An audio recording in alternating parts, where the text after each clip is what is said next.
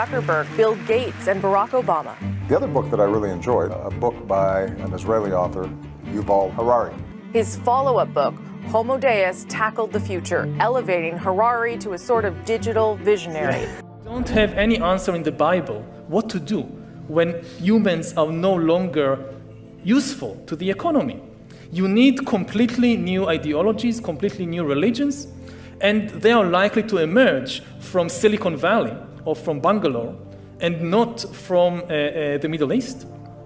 And they are likely to give people visions based on technology.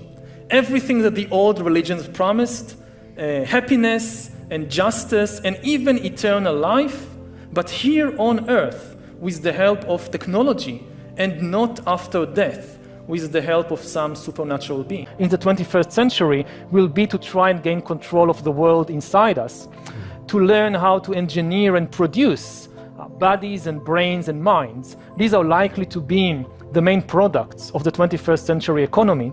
When people think about the future, very often they think in terms, oh, I want to gain control of my body and of my brain. And I think that's very dangerous. We are probably one of the last generations of Homo sapiens, because in the coming generations, we will learn how to engineer bodies and brains and minds. Now, how exactly will the future masters of the planet look like? This will be decided by the people who own the data. Now, why is data so important? It's important because we've reached the point when we can hack not just computers, we can hack human beings and other organisms. Now, what do you need in order to hack a human being? You need two things. You need a lot of computing power, and you need a lot of data, especially biometric data. But control of data might enable human elites to do something even more radical than just build digital dictatorships. By hacking organisms, elites may gain the power to re-engineer the future of life itself. Because once you can hack something, you can usually also engineer it. All of life, for 4 billion years, dinosaurs, amoebas, tomatoes, humans, all of life was subject to the laws of natural selection and to the laws of organic biochemistry. But this is now about to change. Science is replacing evolution by natural selection with evolution by intelligent design. Not the intelligent design of some god above the clouds, but our intelligent design and the intelligent design of our clouds. The IBM cloud, the Microsoft cloud, these are the new driving forces of evolution. And at the same time, science may enable life after being confined for 4 billion years to the limited realm of organic compounds. Science may enable life to break out into the inorganic realm. Humans are now hackable animals. You know, the whole idea that humans have, they have this soul or spirit and they have free will and nobody knows what's happening inside me. So whatever I choose, whether in the election or whether in the supermarket, this is my free will, that's over. That's over.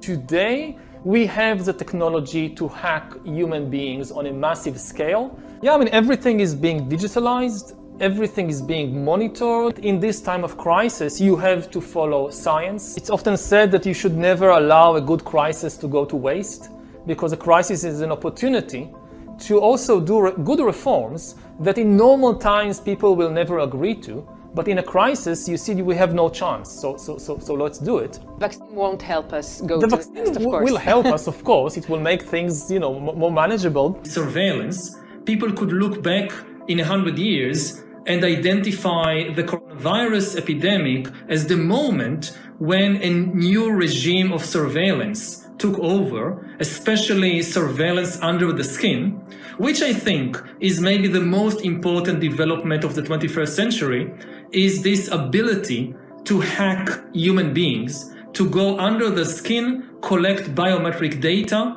analyze it, and understand people better than they understand themselves. This, I believe, is maybe the most important event of the 21st century. By hacking organisms, elites may gain the power to re-engineer the future of life itself. Because once you can hack something, you can usually also engineer it. I think maybe in a couple of decades, when people look back, the thing they will remember from the COVID crisis is this is the moment when everything went digital. And if this was the moment when everything became monitored, that we agreed to be surveyed all the time, not just in authoritarian regimes, but even in democracies. And maybe most importantly at all, this was the moment when surveillance started going under the skin. Because really we haven't seen anything yet. I think that the big process that's happening right now in the world is hacking human beings, the ability to hack humans, to understand deeply what's happening within you, what makes you go. For that, the most important data is not what you read and who you meet and what you buy, it's what's happening inside your body. So we had these two big revolutions, the computer science revolution, or the infotech revolution, and the revolution in the biological sciences. And they are still separate, but they are about to merge. They are merging around, I would say, the biometric sensor. It's the thing, it's the gadget, it's the technology that converts biological data into digital data that can be analyzed by computers. And having the ability to really monitor people under the skin, this is the biggest game changer.